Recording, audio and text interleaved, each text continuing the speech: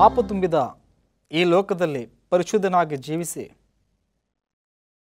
ತನ್ನನ್ನು ಹಿಂಬಾಲಿಸುವವರನ್ನು ಪರಿಶುದ್ಧರನ್ನಾಗಿ ಮಾಡುವಾತನಾಗಿರುವ ಶ್ರೀ ಯೇಸು ಕ್ರಿಸ್ತನ ಪವಿತ್ರವಾದ ನಾಮದಲ್ಲಿ ಎಲ್ಲ ವೀಕ್ಷಕರಿಗೆ ಈ ಒಂದು ಕಾರ್ಯಕ್ರಮಕ್ಕಾಗಿ ಸ್ವಾಗತವನ್ನು ಬಯಸುವಂತವನಾಗಿದ್ದೇನೆ. ಕರ್ತನಲ್ಲಿ ಪ್ರಿಯ ವೀಕ್ಷಕರೇ, ನಾವು ಸರ್ವಶಕ್ತನ ಇಹಲೋಕದ ಜೀವನ ಎನ್ನುವ ಸರಣಿಯ ಕುರಿತಾಗಿ ನಾವು ಅಧ್ಯಯನ ಮಾಡುತ್ತಿದ್ದೇವೆ. ಈ ಸರಣಿಯಲ್ಲಿ ಒಂದೊಂದು ಭಾಗವಾಗಿ ಯೇಸು ಕ್ರಿಸ್ತನ ಇಹಲೋಕದ ಜೀವನದ ಒಂದು ಸಂಘಟನೆಗಳು ಮತ್ತು ಘಟನೆಗಳನ್ನು ಕುರಿತು ನಾವು ಕಲಿಯುತ್ತಿದ್ದೇವೆ. ಅನೇಕ ಪಾಠಗಳನ್ನು ನಾವು ಕಲಿತಿದ್ದೇವೆ. ಇಂದು ಸಹ ಯೇಸು ಕ್ರಿಸ್ತನ ಜೀವನದ ಇಹಲೋಕ ಜೀವನದ ಆತನ ಜೀವನದಲ್ಲಿ ನಡೆದಿರತಕ್ಕಂಥ ಘಟನೆಗಳ ಭಾಗಗಳನ್ನು ಮತ್ತು ಆತನ ಜೀವನದಲ್ಲಿ ನಡೆದಿರತಕ್ಕಂಥ ಘಟನೆಗಳು ನಮಗೇನು ಕಲಿಸಿಕೊಡುವಂಥವುಗಳಾಗಿವೆ ಮತ್ತು ವಾಕ್ಯ ಇಂದು ನಮಗೇನು ಹೇಳುವಂಥದ್ದಾಗಿದೆ ಎನ್ನುವಂಥ ವಿಷಯಗಳನ್ನು ನಾವು ಇವತ್ತು ಸಹ ವಾಕ್ಯವನ್ನು ಅಧ್ಯಯನ ಮಾಡುವುದರ ಮುಖಾಂತರ ನಾವು ದೇವರ ಚಿತ್ತವನ್ನು ನಾವು ತಿಳಿದುಕೊಳ್ಳೋಣ. ವಾಕ್ಯವನ್ನು ಅಧ್ಯಯನ ಆರಂಭಿಸುವುದಕ್ಕೆ ಮುಂಚೆ ಪ್ರಾರ್ಥನೆ ಮಾಡಿಕೊಳ್ಳೋಣ. ಪರಲೋಕದಲ್ಲಿ ವಾಸ ಮಾಡುವ ನಮ್ಮ ತಂದೆ, ಒಂದು ಸಮಯದಲ್ಲಿ ವಾಕ್ಯದ ಅಧ್ಯಯನವನ್ನು ಆರಂಭಿಸುವಾಗ ಆತ್ಮನ ಸಹಾಯವನ್ನು ದಯಪಾಲಿಸಿ ನೀವೇ ನಮ್ಮೊಂದಿಗೆ ಮಾತನಾಡ್ರಿ. ಯೇಸುವಿನ ನಾಮದಲ್ಲಿ ಬೇಡುತ್ತೇವೆ ತಂದೆ, ಆಮೇನ್. ಪ್ರಿಯ ವೀಕ್ಷಕರೇ, ಇಂದು ನಾವು ಅಧ್ಯಯನ ಮಾಡಲು ಹೋಗುತ್ತಿರುವಂಥ ವಾಕ್ಯದ ಒಂದು ಸಂದೇಶದ ಶೀರ್ಷಿಕೆಯು ಅಸಾಮಾನ್ಯ ಬಾಲ್ಯ. ಅಸಾಮಾನ್ಯ ಬಾಲ್ಯ ಎನ್ನುವಂಥ ಈ ಶೀರ್ಷಿಕೆ ಅಡಿಯಲ್ಲಿ ನಾವು ಅನೇಕ ವಿಷಯಗಳನ್ನು ನಾವು ವಾಕ್ಯ ಆಧಾರಿತವಾಗಿ ಕಲೀಲಿಕ್ಕೆ ಹೋಗ್ತಾ ಇದ್ದೇವೆ. ಯೇಸು ಕ್ರಿಸ್ತನ ಈ ಲೋಕದಲ್ಲಿನ ಆ ಒಂದು ಬಾಲ್ಯ ಜೀವನ ಅದು ನಮಗೆ ಆಶ್ಚರ್ಯವನ್ನು ಮೂಡಿಸುವಂಥದ್ದು ಸಹ ಆಗಿದೆ. ಅನೇಕರು ತಮ್ಮ ಬಾಲ್ಯ ಜೀವನದ ಘಟನೆಗಳನ್ನು ಕುರಿತು ನೆನೆಸಿಕೊಳ್ಳುವಾಗ ಕೆಲವು ಘಟನೆಗಳು ಅವರಿಗೆ ಅಸಹ್ಯಕರವಾಗಿ ಕಾಣತೊಡಗುತ್ತವೆ ಮತ್ತು ಇನ್ನೂ ಕೆಲವು ಘಟನೆಗಳು ಒಂದು ಸಿಹಿ ನೆನಪುಗಳೋಪಾದಿಯಲ್ಲಿ ಅವು ಮನಸ್ಸಲ್ಲಿ ಪುನರ್ ಮೆಲುಕು ಹಾಕಿಕೊಳ್ಳಬೇಕೆಂದು ಅನಿಸುತ್ತದೆ. ಇಂದು ಯೇಸು ಕ್ರಿಸ್ತನ ಆ ಒಂದು ಬಾಲ್ಯ ಜೀವನದ ಕುರಿತಾಗಿ ನಾವು ಕಲಿಯಲು ಹೋಗ್ತಿದ್ದೇವೆ. ಆತನ ಜೀವನವು ಇಂದಿನ ವಾಕ್ಯವನ್ನು ಆಲಿಸುವ ನಮ್ಮೆಲ್ಲರಿಗೂ ಸಹ ಅನೇಕ ಪಾಠಗಳನ್ನು ಕಲಿಸಿಕೊಡುವಂಥದ್ದಾಗಿದೆ. ಯೇಸು ಕ್ರಿಸ್ತನು ಈ ಲೋಕದಲ್ಲಿ ಜೀವಿಸುವಂಥ ಆ ಸಂದರ್ಭದಲ್ಲಿ ಆತನು ಚಿಕ್ಕ ಹಳ್ಳಿಯಲ್ಲಿ ನಜರೇತಿನಲ್ಲಿ ಆತನು ವಾಸ ಮಾಡುವಂಥ ಆತನು ಆಗಿದ್ದನು. ಆತನು ಸರ್ವಾಧಿಕಾರಿ, ಜಗತ್ತಿನ ಪ್ರತಿಯೊಂದರ ಅಸ್ತಿತ್ವಕ್ಕೆ ಆತನೇ ಆಧಾರಭೂತನು. ಆದರೂ ಸಹ ಆತನು ಮನುಷ್ಯರ ಮಧ್ಯದಲ್ಲಿ ಆತನು ಮನುಷ್ಯನಾಗಿ, ಅದರಲ್ಲೂ ಸಾಧಾರಣ ಮನುಷ್ಯರಾಗಿ ಜೀವಿಸಲಿಕ್ಕೆ ಆತನ ಆಯ್ಕೆ ಮಾಡಿಕೊಂಡನು. ಸತ್ಯವೇದದಲ್ಲಿ ಆತನನ್ನು ಕುರಿತು ಈ ರೀತಿ ತಿಳಿಸುವಂಥದ್ದಾಗಿದೆ. ಲೂಕನ ಬರೆದ ಸುವಾರ್ತೆ 2ನೇ ಅಧ್ಯಾಯದ 40ರಿಂದ 52 ವಚನಗಳು, 40 ವಚನ ಮತ್ತು 52ನೇ ವಚನ. ಲೂಕನ ಬರೆದ ಸುವಾರ್ತೆ ಸತ್ಯವೇದದಲ್ಲಿ ಒಂದು ವಾಕ್ಯವನ್ನು ಓದೋಣ. 2ನೇ ಅಧ್ಯಾಯದ 40ನೇ ವಚನ. ಆ ಬಾಲಕನು ಬೆಳೆದು ಬಲಗೊಂಡು ಜ್ಞಾನದಿಂದ ತುಂಬಿದವನಾದನು ಮತ್ತು ಆತನ ಮೇಲೆ ದೇವರ ದಯವಿತ್ತು ಎಂಬುದಾಗಿ ಸತ್ಯವೇದ ಹೇಳುವಂಥದ್ದಾಗಿದೆ. ಜ್ಞಾನದಿಂದ ತುಂಬಿದವನಾದನು ಮತ್ತು ದೇವರ ದಯವು ಸಹ ಬಾಲಕನಾಗಿ ಬೆಳೆಯುತ್ತಿರುವ ಆ ಸಂದರ್ಭದಲ್ಲಿ ಕ್ರಿಸ್ತನ ಮೇಲೆ ಇತ್ತು ಎನ್ನುವಂಥದ್ದನ್ನು ಸತ್ಯವೇದ ನಮಗೆ ಪುನರ್ ತಿಳಿಸುವಂಥದ್ದಾಗಿದೆ. 52ನೇ ವಚನದಲ್ಲಿ, ಲೂಕನ ಬರೆದ ಸುವಾರ್ತೆ 2ನೇ ಅಧ್ಯಾಯದ 52ನೇ ವಚನದಲ್ಲಿ, ಯೇಸು ಜ್ಞಾನದಲ್ಲಿಯೂ ದೇಹ ಬಲದಲ್ಲಿಯೂ ವೃದ್ಧಿಯಾಗುತ್ತಾ ಬಂದನು. ಇದಲ್ಲದೆ ದೇವರ ಮತ್ತು ಮನುಷ್ಯರ ದಯೆಯು ಆತನ ಮೇಲೆ ಹೆಚ್ಚಾಗುತ್ತಾ ಬಂತು ಎಂದು ಸತ್ಯವೇದವು ತಿಳಿಸುವಂಥದ್ದಾಗಿದೆ. ದೇವರ ದಯೆಯೂ ಇತ್ತು ಆತನ ಮೇಲೆ, ಅಷ್ಟು ಮಾತ್ರದಲ್ಲದೆ ಮನುಷ್ಯರ ದಯೆಯೂ ಇತ್ತು ಎನ್ನುವಂಥದ್ದನ್ನು ನಾವು ತಿಳಿದುಕೊಳ್ಬೇಕಿತ್ತು. ಆತನು ಯೇಸು ಕ್ರಿಸ್ತನ ಆ ಬಾಲ್ಯದಲ್ಲಿರ್ತಕ್ಕಂಥ ಆತನ ಹೊಂದಿರತಕ್ಕಂಥ ಒಂದು ಜೀವನ, ಒಂದು ಜ್ಞಾನ ಆತನ ವಯಸ್ಸಿಗೆ ಮೀರಿತ್ತು. ಆ ಬಾಲ್ಯದಲ್ಲಿ ಎಂಥ ಜ್ಞಾನವನ್ನು ಹೊಂದಿದನು. ಆತನ ಮೆದುಳು ಚುರುಕಾಗಿದ್ದು ಮತ್ತು ಬುದ್ಧಿಯುಳ್ಳಂಥ ಒಬ್ಬ ಬಾಲಕನಾಗಿದ್ದನು. ಅಷ್ಟು ಮಾತ್ರವಲ್ಲದೆ ಇವೆಲ್ಲ ವಿವೇಕದಿಂದ ಕೂಡಿರ್ತಕ್ಕಂಥ, ಚುರುಕಾಗಿರ್ತಕ್ಕಂಥ, ಬುದ್ಧಿಯುಳ್ಳಂಥ, ವಿವೇಕತನದಿಂದ ತುಂಬಿರ್ತಕ್ಕಂಥ ಬಾಲಕನಾಗಿದ್ದಾಗ್ಯೂ ಸಹ ಆತನ ಜ್ಞಾನವು ಆತನ ವಯಸ್ಸಿಗೆ ಮೀರಿದ್ದಾಗಿದ್ದಾಗ್ಯೂ ಸಹ ಆತನು ಸಾಧಾರಣವಾಗಿರ್ತಕ್ಕಂಥ ಜೀವನವನ್ನು ಜೀವಿಸ್ತಾ ಇದ್ದ ಎನ್ನುವಂಥದ್ದು ನಮಗೆ ಆಶ್ಚರ್ಯವನ್ನು ಮೂಡಿಸುವಂಥ ಒಂದು ವಿಷಯವಾಗಿದೆ. ಆತನು ತನ್ನ ಒಂದು ಸಮಕಾಲೀನ ಬಾಲಕರೊಂದಿಗೆ ಆತನು ವಾಸಿಸುತ್ತಾ ಇದ್ದ. ಆದರೆ ಅವರೊಂದಿಗೆ ವಾಸ ಮಾಡುತ್ತಿದ್ದರೂ ಸಹ ಆತನ ಜೀವನಕ್ಕೂ ಆತನ ಸಮಕಾಲೀನ ಬಾಲಕರ ಜೀವನಕ್ಕೂ ತುಂಬ ವ್ಯತ್ಯಾಸ ಇತ್ತು ಎನ್ನುವಂಥದ್ದನ್ನು ನಾವು ಗಮನಿಸಬೇಕು. ಆತನಲ್ಲಿ ಯಾವಾಗಲೂ ಸಹ ಸಹನೆ ಮತ್ತು ಸಹಾಯದ ಮನಸ್ಸು ಆತನಲ್ಲಿತ್ತು. ಆತನು ಮನೆಯಲ್ಲೇ ಇರಲಿ, ಮನೆಯ ಹೊರಗಡೆ ಹೋಗಲಿ, ಆತನ ಸಹನೆಯನ್ನು ಎಂದೂ ಸಹ ಕಳೆದುಕೊಳ್ಳುತ್ತಿರಲಿಲ್ಲ. ಇದು ಗಮನಾರ್ಹವಾಗಿರ್ತಕ್ಕಂಥ ಒಂದು ವಿಷಯ. ಹಿರಿಯರಿಗೆ ಮತ್ತು ಬಡವರಿಗೆ ಅಷ್ಟು ಮಾತ್ರವಲ್ಲದೆ ಕರುಣೆ ತೋರಿಸುವಂಥದ್ದು ಮೂಕ ಪ್ರಾಣಿಗಳಿಗೂ ಸಹ ಆತನು ದಯೆ ತೋರಿಸ್ತಿದ್ದ. ಇದು ಆತನ ಬಾಲ್ಯದಲ್ಲಿ ಆತನ ಜೀವನದ ಕುರಿತಾಗಿ ನಾವು ಅಧ್ಯಯನ ಮಾಡ್ತಿದ್ದೇವೆ. ಆತನ ಬಾಲ್ಯದಲ್ಲಿ ಯಾವ ರೀತಿಯಾಗಿರ್ತಕ್ಕಂಥ ಒಂದು ಮನಸ್ಥಿತಿಯನ್ನು ಆತನು ಹೊಂದಿದ್ದೇನೆಂಬುದನ್ನು ನಾವು ಕಲಿತಾ ಇದ್ದೇವೆ. ಮೂಕ ಪ್ರಾಣಿಗಳನ್ನು ಸಹ ಆತನು ಅವುಗಳಿಗೆ ದಯೆ ತೋರಿಸ್ತಾ ಇದ್ದ ಎನ್ನುವಂಥದ್ದು. ಮತ್ತು ಇದ್ದರೆ ಎಲ್ಲ ಜೀವಿಗಳು ಸಹ ಸಂತೋಷವಾಗಿರ್ತಿದ್ವಂತೆ. ಎಲ್ಲಿ ಯೇಸು ಕ್ರಿಸ್ತನ ಪ್ರಸನ್ನತೆ ಇರುತ್ತಿತ್ತೋ ಅಲ್ಲಿದ್ದಂಥ ಎಲ್ಲ ಜೀವಿಗಳು, ಎಲ್ಲರೂ ಸಹ, ಮನುಷ್ಯರು ಸಹ ಸಮಾಧಾನವಾಗಿ ಪ್ರಶಾಂತವಾಗಿ ಇರುತ್ತಿದ್ದರು ಎನ್ನುವಂಥದ್ದು. ಇಂದು ನಾವುಗಳು ಇರುವಂಥ ಪ್ರದೇಶಗಳಾಗಲಿ ಅಥವಾ ಮನೆಗಳಾಗಲಿ, ನಾವು ಇದ್ದರೆ ಕೆಲವು ಮನೆಗಳಲ್ಲಿ ಇದ್ದರೆ ನೀನಾದರಿರು, ಇಲ್ಲಿದ್ದರೆ ನಾನಾದರೂ ಇರುತ್ತೇನೆ, ಇಂಥ ಒಂದು ರೀತಿಯಾಗಿರ್ತಕ್ಕಂಥ ಒಂದು ಸವಾಲಿನಿಂದ ಕೂಡಿರ್ತಕ್ಕಂಥ ಒಂದು ಭಯಂಕರವಾದಂಥ ಒಂದು ಕಾದಾಟಗಳೇ ಮನೆಯಲ್ಲಿರುವಂಥವುಗಳಾಗಿರ್ತವೆ. ಯಾರು ಇರುತ್ತಾರೋ ಅವರಿದ್ದರೆ ಒಂದು ವಾತಾವರಣವೇ ಬದಲಾಗ್ತದೆ. ಅದು ನೆಮ್ಮದಿಯ ವಾತಾವರಣವನ್ನೇ ಕೆಡಿಸುವಂಥ ಒಂದು ಪರಿಸ್ಥಿತಿಗಳು ಉಂಟು. ಆದರೆ ಕ್ರಿಸ್ತನ ಒಂದು ಜೀವನವು ಕಲಿಸಿಕೊಡುವಂಥದ್ದು ನಮಗೆ, ಆತನು ಎಲ್ಲಿ ಇರುತ್ತಿದ್ದನೋ ಅಲ್ಲಿನ ಒಂದು ವಾತಾವರಣವೇ ಬದಲಾಗ್ತಿತ್ತು. ಆದ್ದರಿಂದ ಪ್ರತಿಯೊಂದು ಸ್ಥಳದಲ್ಲಿ ಸಹ ಜನರು ಸಂತೋಷವಾಗಿರ್ತಾ ಇದ್ದರಂತೆ. ಇವತ್ತು ನಮ್ಮ ಗುಣಗಳಿಂದ ಅನೇಕರಿಗೆ ಬೇಸತ್ತು ಹೋಗುವಂತೆ ಆಗಿದೆಯಾ? ನಮ್ಮ ಜೀವನದಿಂದ ಅನೇಕರು ಯಾವಾಗ ಈ ಲೋಕಯಾತ್ರೆಯನ್ನು ಮುಗಿಸಿಕೊಂಡು ಹೋಗ್ತಾನೋ ಎಂದು ಹೇಳುತ್ತಿದ್ದಾರೋ? ಹಾಗಾದರೆ ಜೀವನದಲ್ಲಿ ಬದಲಾವಣೆ ಮಾಡಿಕೊಳ್ಬೇಕಾಗಿರ್ತಕ್ಕಂಥದ್ದು ಇದೆ, ಅವಕಾಶವಿದೆ, ಬದಲಾವಣೆಯನ್ನು ಮಾಡಿಕೊಳ್ಳೋಣ. ವಿದ್ಯಾಭ್ಯಾಸಕ್ಕೆ ಯೇಸು ಕ್ರಿಸ್ತನ ಒಂದು ಆ ಕಾಲದಲ್ಲಿ, ಆ ಸಮಯದಲ್ಲಿ ಯಹೂದ್ಯರು ವಿದ್ಯಾಭ್ಯಾಸಕ್ಕೆ ಹೆಚ್ಚಿನ ಮಹತ್ವ ನೀಡುತ್ತಿದ್ದರು. ಯಹೂದ್ಯರ ಮಕ್ಕಳು ವಿದ್ಯಾಭ್ಯಾಸ ಮಾಡುವಂಥ ಸ್ಥಳಗಳು ಸೆನಗಾಗ್, ಅಂದರೆ ಯಹೂದ್ಯರ ಪ್ರಾರ್ಥನಾ ಮಂದಿರಗಳೇ ಅವು ಯಹೂದ್ಯರ ಮಕ್ಕಳುಗಳಿಗೆ ವಿದ್ಯಾಭ್ಯಾಸವನ್ನು ನೀಡುವಂಥ ಸ್ಥಳಗಳಾಗಿದ್ದವು. ಅಲ್ಲಿ ವಿದ್ಯಾಭ್ಯಾಸವನ್ನು ಕಲಿಸಿಕೊಡುವಂಥ ಶಿಕ್ಷಕರು ಯಾರು ಅಂತಂದರೆ ರಬ್ಬಾಯಿಸ್, ಅಂದರೆ ಅವರ ಧರ್ಮ ಗುರುಗಳಾಗಿರ್ತಾರೆ, ಅವರನ್ನು ರಬ್ಬಾಯಿಸ್ ಅಂತಲೇ ಕರೀತಾ ಇದ್ರು. ಗುರುಗಳು, ರಬ್ಬಿ ಅಂತೇಳಿ. ಆದರೆ ಅಲ್ಲಿ ಗುರುಗಳು ಕಲಿಸಿಕೊಡುವಂಥ ರಬ್ಬಾಯಿಸ್ ಅಥವಾ ಗುರುಗಳು, ರಬ್ಬಿ ಅಂತಲೇ ಹೇಳ್ತೀವಿ, ಅವರು ವಾಕ್ಯಕ್ಕೆ ವಿರುದ್ಧವಾಗಿರ್ತಕ್ಕಂಥ ವಿಷಯಗಳನ್ನು ಕಲಿಸಿಕೊಡ್ತಾ ಇದ್ರು. ಅನೇಕ ವೇಳೆ ಅವರು ಕಲಿಸಿಕೊಡುವಂಥ ಅಥವಾ ಅವರು ಬೋಧಿಸುವಂಥ ವಿಷಯಗಳು ವಾಕ್ಯಕ್ಕೆ ತದ್ವಿರುದ್ಧವಾಗಿದ್ದು, ತುಂಬ ವಿರುದ್ಧವಾಗಿರ್ತಕ್ಕಂಥವುಗಳಾಗಿದ್ದು. ಅದಕ್ಕೆ ಯೇಸು ಕ್ರಿಸ್ತನು ಅಲ್ಲಿ ಆ ಒಂದು ಗುರುಗಳ ಬಳಿಗೆ ಕಲಿಯಲು ಹೋಗಲಿಲ್ಲ. ಆದರೆ ಪವಿತ್ರಾತ್ಮ ದೇವರು ಮರಿಯಳಿಗೆ ಮಾರ್ಗದರ್ಶನ ನೀಡ್ತಾರೆ, ಕ್ರಿಸ್ತನಿಗೆ ಈ ರೀತಿ ಕಲಿಸಿಕೊಳ್ಳಿ ಎಂಬುದಾಗಿ. ಇದು ಆತನ ಬಾಲ್ಯ ಜೀವನದಲ್ಲಿ ನಡೆದಂಥ ಒಂದು ವಿಷಯಗಳು. ಪವಿತ್ರಾತ್ಮ ದೇವರ ಪ್ರೇರಣೆಯಿಂದ ಮರಿಯಳು ಕ್ರಿಸ್ತನಿಗೆ ವಾಕ್ಯವನ್ನು ಕಲಿಸಿಕೊಡ್ತಾಳೆ. ಮತ್ತು ಯೇಸು ಕ್ರಿಸ್ತನೂ ಸಹ ವಾಕ್ಯವನ್ನು ಸ್ವತಃ ಆತನು ಓದಿ ಕಲಿಯುವುದನ್ನು ನಾವು ಅಲ್ಲಿ ನೋಡ್ತೇವೆ. ಆತನು ಸ್ವತಃ ಓದಿ ಆತನು ಕಲಿತಾನೆ ಅನ್ನುವಂಥದ್ದನ್ನು ನಾವು ತಿಳಿದುಕೊಳ್ಳಬೇಕು.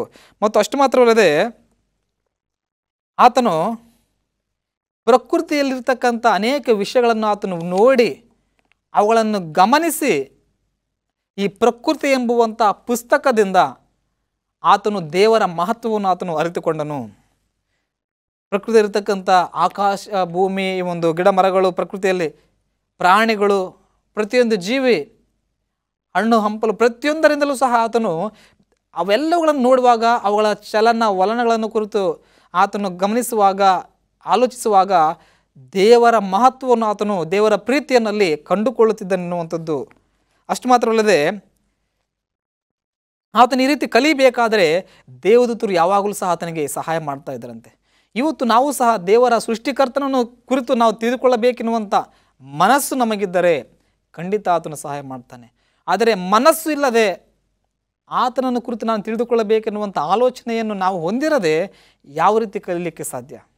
ಆತನ ಸಹಾಯವನ್ನಾದರೂ ಹೇಗೆ ಮಾಡ್ತಾನೆ? ಸತ್ಯವನ್ನೇ ಕಲಿಯಬೇಕು.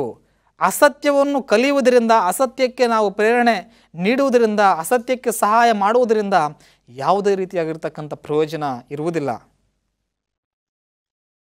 ಸುಳ್ಳಿಗೆ ಯಾವುದೇ ರೀತಿಯಾಗಿರ್ತಕ್ಕಂಥ ಮನ್ನಣೆ ಇಲ್ಲ ದೇವರ ದೃಷ್ಟಿಯಲ್ಲಿ. ಈ ಲೋಕದಲ್ಲಿ ಸುಳ್ಳನ್ನೇ ಹೇಳುವಂಥವರು, ಸುಳ್ಳನ್ನೇ ಹಿಂಬಾಲಿಸುವಂಥವರು, ಸುಳ್ಳನ್ನೇ ಅಪ್ಪಿಕೊಂಡು ಜೀವನ ಸಾಗಿಸ್ತಿರುವಂಥವರು ಮೆರೆಯುತ್ತಿರಬಹುದು. ಆದರೆ ಸುಳ್ಳಿನ ಮೂಲ ಪಿತೃವು ಸೈತಾನ. ಯೋಹಾನ ಬರೆದ ಸುವಾರ್ತೆ 8ನೇ ಅಧ್ಯಾಯ 44ನೇ ವಚನದಲ್ಲಿ ಹೇಳ್ತದೆ, ಸೈತಾನ ಸುಳ್ಳಿಗೆ ಮೂಲ ಪಿತೃ. ಆ ಸೈತಾನ ಮಾತಾಡಬೇಕಾದ್ರೆ ಸ್ವತಃ ಸ್ವಭಾವಪೂರ್ವಕವಾಗಿ ಮನಸ್ಫೂರ್ತಿಯಾಗಿ ಸುಳ್ಳನ್ನು ಆಡ್ತಾನೆ. ಇದೇನು ತುಳದಲ್ಲಿ ಸಹ ಮೊದಲನೇದಾಗಿ ಸುಳ್ಳು ಹೇಳಿದ್ದಾನೆ, ನೀವು ಹೇಗೂ ಸಾಯುವುದಿಲ್ಲ ಎಂಬುದಾಗಿ.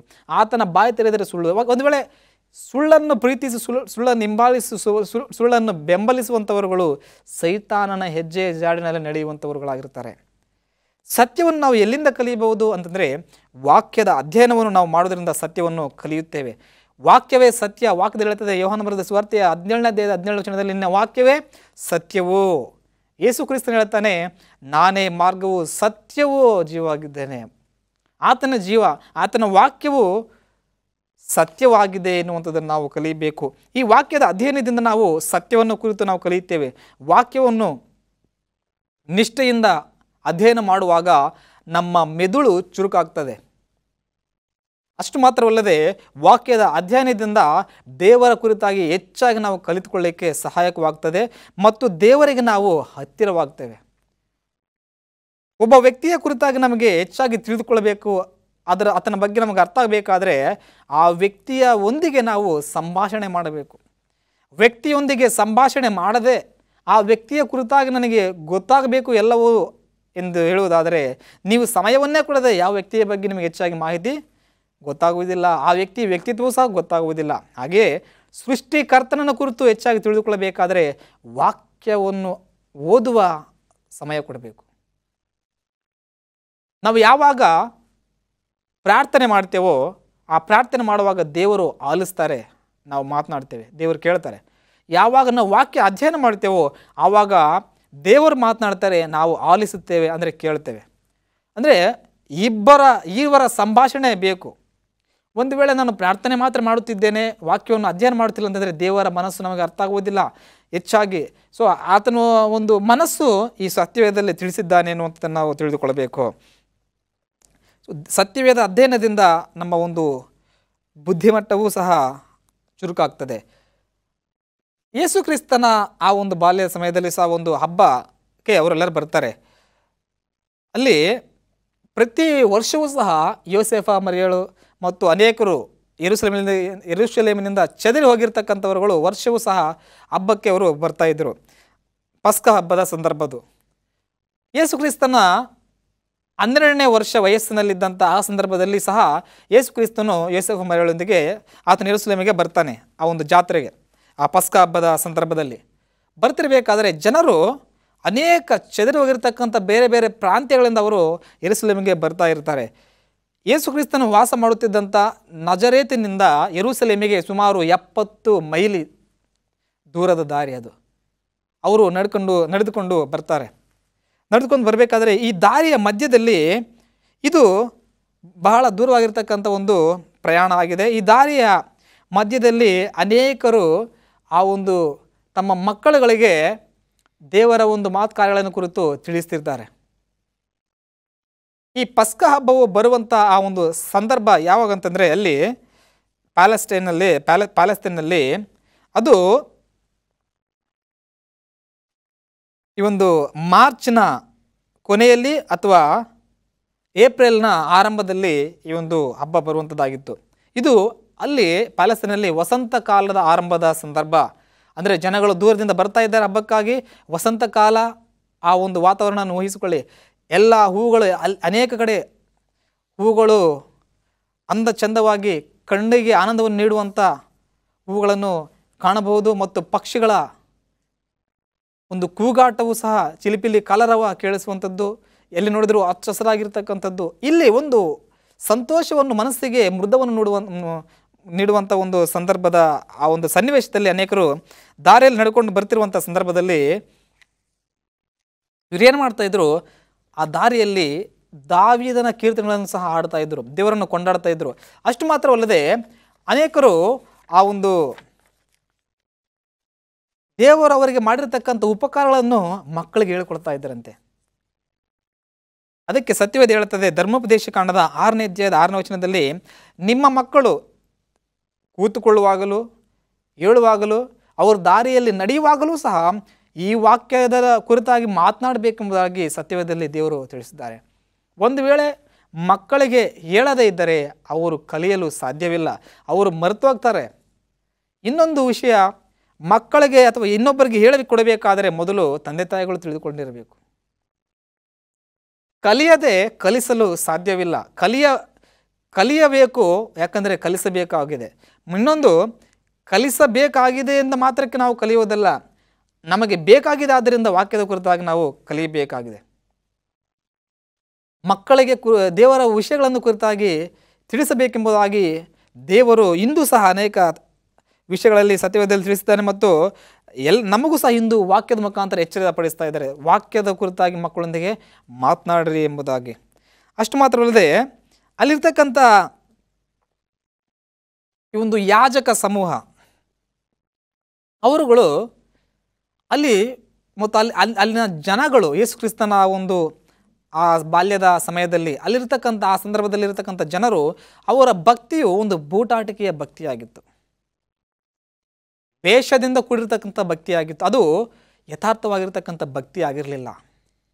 ಅವರ ಮಾತು ಒಂದಾಗಿದ್ದರೆ ಅವರ ಕ್ರಿಯೆಗಳು ಅದಕ್ಕೆ ತದ್ವಿರುದ್ಧವಾಗಿದ್ದವು.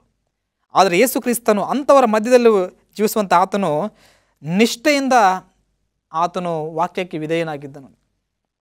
ಆತನು ಮನುಷ್ಯರ ಒಂದು ಬೂಟಾಟಿಕೆಯ ಭಕ್ತಿಯನ್ನು ಆತನು ಬೆಂಬಲಿಸಲಿಲ್ಲ. ಆತನು ದೇಗುಲಕ್ಕೆ ಹೋಗ್ತಾನೆ, ಯೆರೂಸಲೇಮಿನ ದೇವಾಲಯದೊಳಗೆ ಹೋಗ್ತಾನೆ. ಅಲ್ಲಿ ಹೋಗಿ ಅನೇಕರು ಪ್ರಾರ್ಥನೆ ಮಾಡುವಾಗ ಆತನು ಮೊಣಕಾಲು ಇರಿ ಎಲ್ಲ ದೇವರನ್ನು ಕೊಂಡಾಡುವುದರಲ್ಲಿ ಆತನು ಮಗ್ನ ಆಗ್ತಾನೆ. ಅದು ಬಾಲ್ಯದಲ್ಲಿ. ಮತ್ತು ಅಷ್ಟು ಮಾತ್ರವಲ್ಲದೆ ಅಲ್ಲಿ ಒಂದು ಪ್ರಾಣಿ ಬಲಿಯಾಗುವುದನ್ನು ಆತನು ನೋಡ್ತಾನೆ. ಪ್ರಾಣಿಗಳನ್ನು ಬಲಿಯಾಗಿ ಅರ್ಪಿಸ್ತಾ ಇರ್ತಾರೆ. ಅದನ್ನು ನೋಡುವಾಗ ಪವಿತ್ರಾತ್ಮ ದೇವರ ಆತನಿಗೆ ತಿಳಿಪಡಿಸ್ತಾರೆ, ಈಗೋ ಮುಂಬರಲಿರುವಂಥ ದಿನಗಳಲ್ಲಿ ನೀನು ಮನುಷ್ಯರೆಲ್ಲರ ಪಾಪಗಳ ಕ್ಷಮೆಗಾಗಿ ಈ ಪ್ರಾಣಿಯೋಪಾದಿಯಲ್ಲಿ ಬಲಿಯಾಗಬೇಕು. ಯಾವಾಗ ಈ ವಿಷಯಗಳನ್ನು ಆತನು ಅರಿತುಕೊಳ್ತಾನೆ ಪವಿತ್ರಾತ್ಮನ ಪ್ರೇರಣೆಯಿಂದ, ಆವಾಗಿಂದ ಆತನು ಒಬ್ಬಂಟಿಗನಾಗಿರಲಿಕ್ಕೆ ಆತನು ಬಯಸ್ತಾನೆ. ಆತನು ಹೋಗಿ ಅಲ್ಲಿರ್ತಕ್ಕಂಥ ರಬ್ಬಿ ಅಂತೇನು ಕರೀತಾರೆ, ಗುರುಗಳಂತೇಳಿ, ಆ ಗುರುಗಳ ಬಳಿಗೆ ಹೋಗಿ ಆತನು ಕೂತ್ಕೊಳ್ತಾನೆ. ಅಲ್ಲಿ ಎಲ್ಲ ಮಕ್ಕಳೆಲ್ಲ ಕೂತ್ಕೊಂಡಿರ್ತಾರೆ.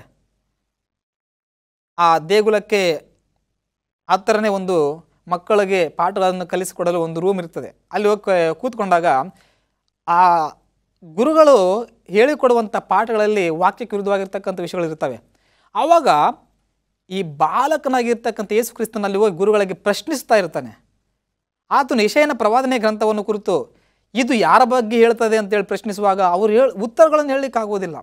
ಮತ್ತು ಅವರು ಕಂಡುಕೊಳ್ತಾರೆ, ಈತನಲ್ಲಿ ನಮಗಿಂತ ಹೆಚ್ಚಿನ ಜ್ಞಾನ ಅಡಗಿದೆ ಎಂಬುದಾಗಿ ಅವ್ರಿಗೆ ಗೊತ್ತಾಗ್ತದೆ. ಯೇಸು ಕ್ರಿಸ್ತನಿಗೆ ಗೊತ್ತುಂಟು ಆ ಬಾಲ್ಯದಲ್ಲಿಯೇ ಇವರು ಹೇಳುವಂಥ ವಾಕ್ಯಗಳು ಅಥವಾ ಬೋಧನೆಗಳು ವಾಕ್ಯಕ್ಕೆ ತದ್ವಿರುದ್ಧವಾಗಿದೆ ಎಂದು ಗೊತ್ತಿದ್ದಾಗೂ ಸಹ ಆತನು ಅವರೊಂದಿಗೆ ವಾಗ್ವಾದ ಮಾಡಲಿಕ್ಕೆ ಮನಸ್ಸು ಮಾಡಲಿಲ್ಲವಂತೆ. ಎಂಥ ಒಂದು ನೋಡಿ, ಬಾಲ್ಯದಲ್ಲಿ ಅಂಥ ಒಂದು ದೊಡ್ಡ ಮನಸ್ಸು. ದೊಡ್ಡವರು ಅಂದರೆ ಕೇವಲ ದೈಹಿಕವಾಗಿ ಬೆಳೆದವರು ಅಂತಲ್ಲ, ದೊಡ್ಡವರು ಅಂತಂದರೆ ದೊಡ್ಡ ಮನಸ್ಸು ಇದ್ದಂಥವರೇ ದೊಡ್ಡವರು. ಎಲ್ಲ ಜಾತ್ರೆಯ ಕಾರ್ಯಕ್ರಮಗಳನ್ನು ಮುಗಿಸಿಕೊಂಡು ಎಲ್ಲರೂ ಸಹ ತಮ್ಮ ತಮ್ಮ ಮನೆಗಳಿಗೆ ಹೋಗಬೇಕು, ಪಸ್ಕ ಹಬ್ಬದ ಎಲ್ಲ ಜಾತ್ರೆಗಳನ್ನು ಮುಗಿಸ್ಕೊಂಡು. ಆವಾಗ ಮರಿಯಾ ಮತ್ತು ಯೋಸೇಫ ಈ ದಂಪತಿಗಳು ಹಿಂತಿರುಗಿ ಹೋಗ್ತಾರೆ. ಸುಮಾರು ಜನಗಳು ಬಂದಿರ್ತಾರೆ. ಹಿಂತಿರುಗಿ ಹೋಗಬೇಕಾದ್ರೆ ಅವರು ಹೋಗಿ ಹೋಗಿ ರಾತ್ರಿ ಕತ್ಲಾಗ್ತದೆ, ಒಂದು ಕಡೆ ಇಳ್ಕೊಳ್ತಾರೆ. ಆವಾಗ ಮರಿಯಾ ಮತ್ತು ಯೋಸೇಫ ಈ ದಂಪತಿಗಳು ನೋಡ್ತಾರೆ, ಯೇಸು ಕ್ರಿಸ್ತನ ಅವ್ರ ಬಳಿಯಲ್ಲಿಲ್ಲ. ದಾರಿಯಲ್ಲಿ ನಡ್ಕೊಂಡು ಹೋಗ್ಬೇಕಾದ್ರೆ ಅವ್ರು ಅಂದುಕೊಂಡಿರ್ತಾರೆ ಯಾರೋ ಗೆಳೆಯರ ಒಂದಿಗೆ ಬರ್ತಿರ್ತಾನೆ ಅಂತೇಳಿ ತಿಳ್ಕೊಂಡು ಮುಂದೆ ಹೋಗಿರ್ತಾರೆ. ಆದರೆ ಅಲ್ಲಿ ರಾತ್ರಿ ಹೊತ್ತು ಇಳ್ಕೊಳ್ಳುವಾಗ ಸಮಯದಲ್ಲಿ ಕಾಣಿಸೋದಿಲ್ಲ. ಆವಾಗ ಅವ್ರಿಗೆ ದಿಗ್ಲಾಗ್ತದೆ, ಮರಿಯಳಿಗೆ ನೆನಪಾಗ್ತದೆ, ಯೇಸು ಕ್ರಿಸ್ತನು ಕೂಸಾಗಿದ್ದಾಗ ಹೆರೋದನ್ನು ಸಾಯಿಸೋದಕ್ಕೆ ಪ್ರಯತ್ನ ಮಾಡಿದ್ದನು. ಅದೇ ರೀತಿಯಲ್ಲಿ ಈಗಲೂ ಸಹ ಸೈತಾನನು ಕ್ರಿಸ್ತನ ಮೇಲೆ ದಾಳಿ ಮಾಡಿರಬೇಕೆಂಬುದಾಗಿ ಭಯಪಟ್ಟು ಭಯಭ್ರಾಂತರಾಗಿ ಮತ್ತೆ ಹಿಂತಿರುಗಿ ಯೆರೂಸಲೇಮಿಗೆ ಇಬ್ಬರು ಹೋಗ್ತಾರೆ. ಇಬ್ಬರು ಹಿಂತಿರುಗಿ ಹೋಗುವಂಥ ಸಂದರ್ಭದಲ್ಲಿ ಯೋಸೇಫ ಮರಿಯಳು ಯೇಸು ಕ್ರಿಸ್ತನು ಅಲ್ಲಿ ಆ ಒಂದು ವಿದ್ವಾಂಸರೊಂದಿಗೆ ಆತನು ಮಾತಾಡುವುದನ್ನು ಅವರು ನೋಡಿ, ಮಗನೇ ಈಗ ಯಾಕೆ ಮಾಡಿದೆ, ನಾವು ಬಹಳ ನಿನ್ನನ್ನು ನೋಡದೆ ನಾವೆಷ್ಟು ದಿಗ್ಲು ಪಟ್ಟಿವೆಂಬುದು ಹೇಳುವಾಗ ಲೂಕನ ಬರೆದ ಸುವಾರ್ತೆ 2ನೇ ಅಧ್ಯಾಯ 48-49ರಲ್ಲಿ ಸಂಭಾಷಣೆ ನಡೀತದೆ. ನನ್ನ ಕುರಿತಾಗಿ ನೀವು ಯಾಕೆ ದಿಗ್ಲು ಪಟ್ರಿ, ನಾನು ದೇಗುಲದಲ್ಲಿರಬೇಕಾಗಿರ್ತಕ್ಕಂಥ ನಿಮಗೆ ಗೊತ್ತಿಲ್ಲವೇ, ಅಂದರೆ ದೇವರ ಕೆಲಸದಲ್ಲಿ, ತಂದೆಯ ಕೆಲಸದಲ್ಲಿ ಇರಬೇಕಾಗಿರ್ತಕ್ಕಂಥದ್ದು ಗೊತ್ತಿಲ್ಲ ಎಂಬುದಾಗಿ ಹೇಳ್ತಾರೆ. ನಂತರ ಲೂಕನ ಬರೆದ ಸುವಾರ್ತೆ 2ನೇ ಅಧ್ಯಾಯದ 51ನೇ ವಚನದಲ್ಲಿ ನಂತರ ಅವರು ಕೆಲಸಗಳನ್ನು ಅವರ ಮನೆಗಳಿಗೆ ಹೋಗ್ತಾರೆ. ಆ ಜಾತ್ರೆ ಮುಗಿಸ್ಕೊಂಡು ಈ ವಾಕ್ಯದಲ್ಲಿ ಹೇಳ್ತದೆ, ಲೂಕ 2ನೇ ಅಧ್ಯಾಯ 51ನೇ ವಚನದಲ್ಲಿ ಯೇಸು ಕ್ರಿಸ್ತನು ಮನೆಗೆ ಹೋಗಿ ತಂದೆ ತಾಯಿಗಳಿಗೆ ವಿಧೇಯನಾಗಿದ್ದನು ಅಂತ, ವಿಧೇಯನಾದನು. 30 ವರ್ಷಗಳವರೆಗೆ ಆತನು ತಂದೆ ತಾಯಿಗಳಿಗೆ ವಿಧೇಯನಾಗಿರ್ತಕ್ಕಂಥ ಬಾಲಕನಾಗಿ, ಮಗನಾಗಿ ಆತನು ಜೀವಿಸ್ತಾನೆ. ಆತನು ಕಾರ್ಯಮಗ್ನ ಆಗಿರ್ತಿದ್ದ, ಯಾವಾಗಲೂ ಕಾರ್ಯವನ್ನು ಮಾಡ್ತಾ ಇದ್ದ. ಆತನು ಕೆಲಸ ಮಾಡುವಂಥದ್ರಲ್ಲಿ ಆತನು ನಿಪುಣನಾಗಿದ್ದ ಎನ್ನುವಂಥದ್ದು ನಾವು ಕಲಿಬೇಕು. ಕೆಲಸ ಮಾಡಬೇಕಾದ್ರೆ ಆತನು ಆ ವಸ್ತುಗಳನ್ನು ಹಿಡಿದುಕೊಳ್ಳುವುದರಲ್ಲಿ ಸಹ, ಉಪಕರಣಗಳನ್ನು ಹಿಡಿದುಕೊಳ್ಳುವುದರಲ್ಲಿ ಆತನು ತುಂಬ ಜಾಗರೂಕನಾಗಿರ್ತಿದ್ದಂತೆ. ಅಷ್ಟು ಮಾತ್ರ ಅಲ್ಲದೆ ಆ ಒಂದು ಕುಟುಂಬದಲ್ಲಿ ತಂದೆ ತಾಯಿಗಳಿಗೆ ಸಹಕರಿಸುವಂಥ ಮಗನಾಗಿದ್ದ. ಆದರೆ ಎಲ್ಲ ಕಷ್ಟಗಳಲ್ಲಿಯೂ ಸಹ ಆತನು ಏನು ಮಾಡಲಿಲ್ಲ ಅಂತಂದರೆ ಆತನ ದೈವಿಕ ಶಕ್ತಿಯನ್ನು ಆತನು ಉಪಯೋಗಿಸಿಕೊಳ್ಳಲಿಲ್ಲ. ಕಷ್ಟಪಟ್ಟು ಕೆಲಸ ಮಾಡ್ತಾ ಇದ್ನು. ಕೆಲಸ ಎನ್ನುವಂಥದ್ದು ದೇವರು ಮನುಷ್ಯರಾಗಿರ್ತಕ್ಕಂಥ ನಮಗೆ ನೀಡಿರ್ತಕ್ಕಂಥ ಒಂದು ಉಡುಗೊರೆ. Work is gift given by god. ಆ ಒಂದು ಉಡುಗೊರೆಯನ್ನು ನಾವು ಎಷ್ಟು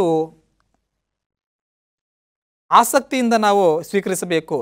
ವಾಕ್ಯ ಹೇಳ್ತದೆ, ನಿನಗೆ ಉಸಿರಿರುವಾಗಲೇ ಕೆಲಸ, ನಿನಗೆ ಕೈಗೆ ಸಿಕ್ಕಿದ ಕೆಲಸವನ್ನೆಲ್ಲ ಮಾಡು. ನೀನು ಈ ಲೋಕಯಾತ್ರೆ ಮುಗಿಸ್ಕೊಂಡು ಹೋದಾಗ ಅಂದರೆ ಪಾತಾಳದಲ್ಲಿ ನಿನಗೆ ಯಾವ ಕೆಲಸ ಇರುವುದಿಲ್ಲ ಅಂತ ಹೇಳ್ತದೆ. ಮತ್ತು ಪೋಷಕರಿಗೆ ಆತನು ಕೆಲಸದಲ್ಲಿ ಸಹಕರಿಸ್ತಾ ಇದ್ದಾನೆ ಅನ್ನುವಂಥದ್ದನ್ನು ನಾವು ಕಲಿಯುತ್ತೇವೆ. ಯಾವ ಮಕ್ಕಳು ತಂದೆಗಳಿಗೆ ಸಹಕರಿಸ್ತಾರೋ ಕೆಲಸ ಮಾಡೋದರಲ್ಲಿ ಮತ್ತು ದೇವರಿಗೆ ವಿಧೇಯರಾಗಿರ್ತಾರೋ ಅವರು ಹೊರಗಡೆ ಹೋಗಿ ಅನೇಕರಿಗೆ ಆಶೀರ್ವಾದದಾಯಕವಾಗಿ ಇರ್ತಾರೆ. ಆ ರೀತಿಯಾಗಿ ಸರಿ ಇರುವುದನ್ನೇ ಮಾಡುವಂಥ ಮಕ್ಕಳು, ಸತ್ಯವನ್ನು ಹಿಂಬಾಲಿಸುವಂಥ ಮಕ್ಕಳು ಮುಂದೆ ಉನ್ನತ ಸ್ಥಾನದಲ್ಲಿ ಇಡಲ್ಪಡ್ತಾರೆ.